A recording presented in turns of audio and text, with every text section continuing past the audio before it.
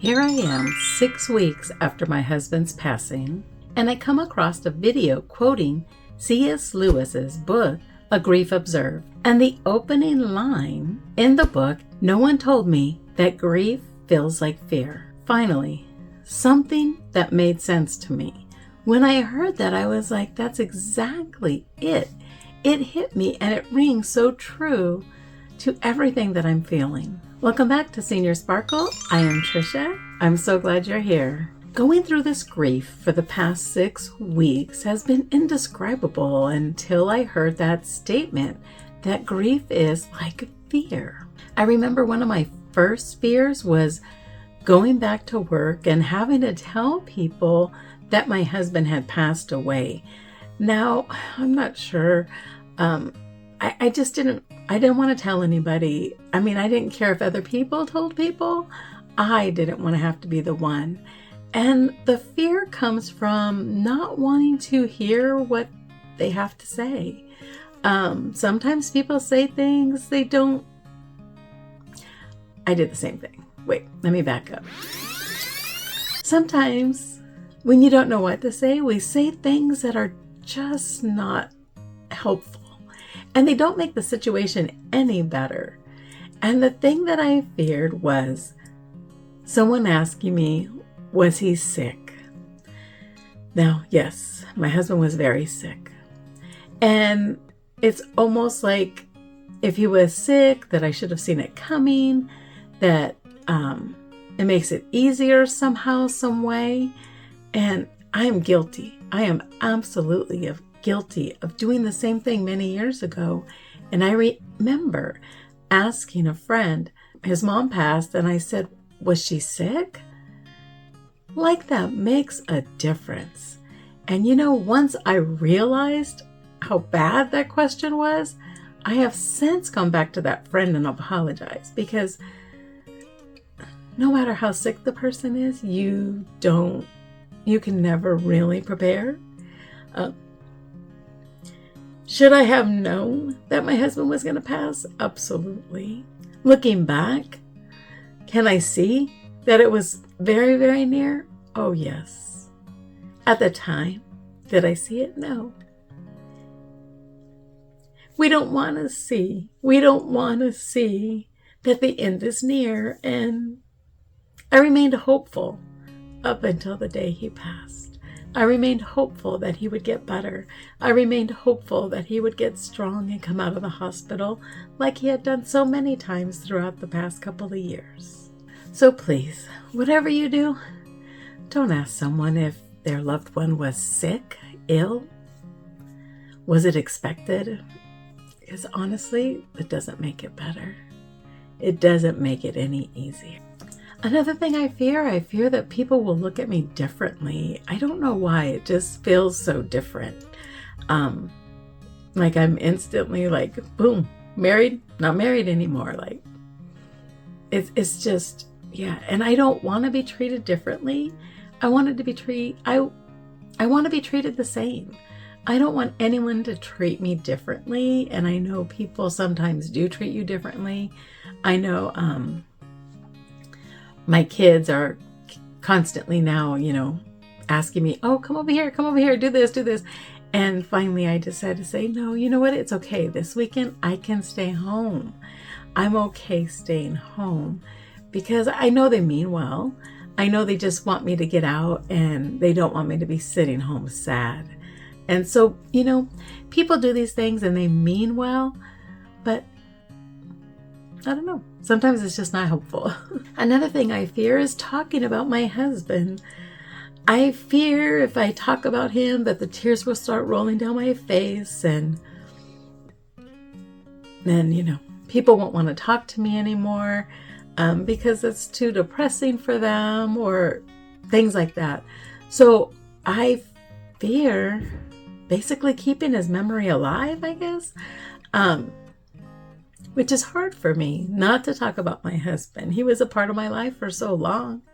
Like it just doesn't go away just because he passed. The other thing I fear is the sudden wave. Now, if you've never lost anybody, you may not know what that's about.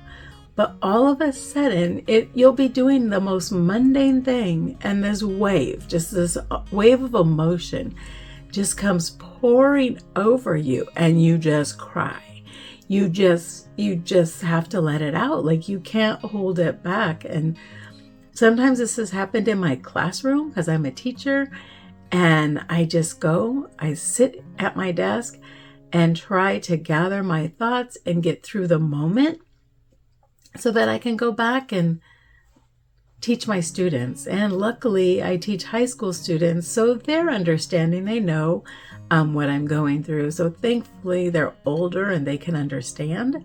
But yeah, those waves, I fear those, but I have no control over them. They just hit at the darndest times.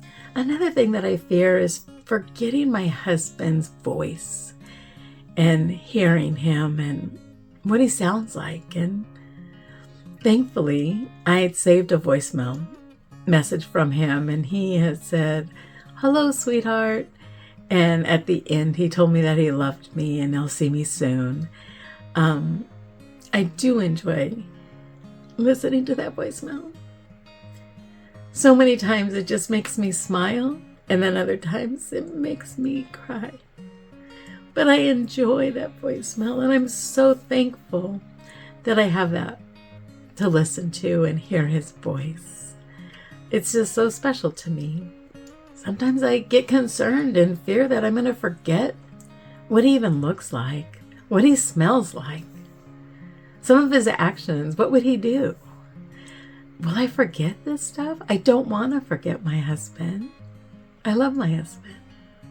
Another thing I do, and I didn't even realize it was out of fear, but a lot of times I try not to talk about my husband for fear that I'll start crying. And again, I don't want to push people away. I don't want people not want to be around me. So I find myself not talking about him and sharing memories and things like that. And that's all out of fear. It's fear of upsetting somebody else. Another thing that I fear is that this pain will never go away. Will I forever have to live with this pain? Does it ever end? Will I ever be able to get a good night's sleep without sleep medication? That's another thing that troubles me.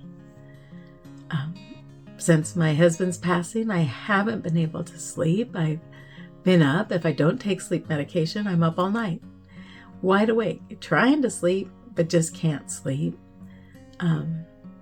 So that's another thing I fear. Am I going to be on medication for the rest of my life just to get some sleep? I try not to take the medication on the weekends and then take naps during the day. But during the week, the work week, I have to get a good night's sleep. I can't go to work and be tired. I just can't. A big thing that I fear, or actually dread, is coming home. And I think that's because our lives together, my husband and I, normally we were busy during the day doing our own thing.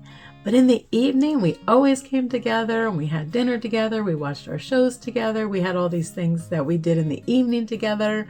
And it was just our time together that we shared. And I love those times. And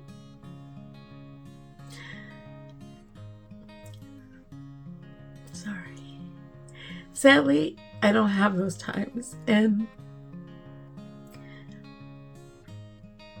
every evening about the same time, because I started checking. I was like, why every night I cry? Every night I just fall apart. And I started looking at the clock, and it's always about the same time. And it's generally the time that I would come home from work and have dinner made and all those things. And it was our time together. And I don't have that. And I wonder, am I going to cry like this for the rest of my life? Am I always going to cry in the evening, every single night? Is this ever going to go away? My husband and I had some trips planned, and I'm going to follow through with those trips, especially the one going back to Hawaii to see his family. And I fear that I'm going to break down and it's going to be hard.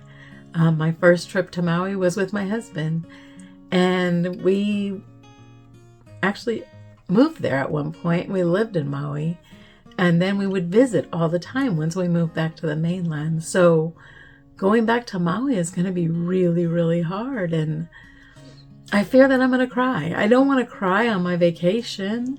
I want it to be a joyous time. But I do have that fear that I'm going to get emotional. For many years, my husband and I umpired girls fast pitch softball. And last week, my son was playing at Big League Dreams, a softball game, and he invited me to come watch him. And I had that fear, that anxiety, because the last time I was there to watch my husband. I was there with my husband. When we weren't umpiring together, I was known as the pin lady because the kids do pin trading for their teams, their team pins. And I would always trade with them. I would always buy something and I would trade. So I would have a bunch of whatever I had, bracelets, keychains, all softball related items. And I would trade for their pins. And I was known as the pin lady. So going back to Big League Dreams was very emotional, walking in and walking through the spots that I would sit and pin trade. And he was always so proud of me. He's like, that's my wife, the pin lady. And sitting there watching him umpire when we weren't umpiring together. I'll tell you this cute little story. He, when he would squat down behind the plate, sometimes he would shake his booty. And there was one time it was just myself and another gentleman in the stands. And the man said to me, he says, I hope he's doing that for you and not for me. So that was hard. Going back to Big League Dreams and not having my husband there, not being with my husband and having those wonderful memories. That sadly now bring tears to my eyes. And I know this entire year of first is going to be very, very difficult. And I have fear and anxiety about that. And I know I need to give my fear to God. And I do that every morning. And I pray that God eases my fears and takes away this pain. And I know I need to stop taking that fear and that pain back and let God handle it for me. So in moving forward, I'm going to face my fears and I'm going to continue to share about my husband. And I'm going to continue living the life and plans that we had laid out. And if a tear rolls down my cheek, that's okay. My therapist told me that the tears that are rolling down my face are just an expression of my love that I have for my husband. She referenced how sad it would be if I wasn't sad that my husband had passed. And she's right. So there's nothing wrong with my tears. Thank you so much for watching. And if you want to follow along with my unexpected solo journey, please subscribe to the channel and press the like button. I look forward to connecting with you in the comments below. And until next time.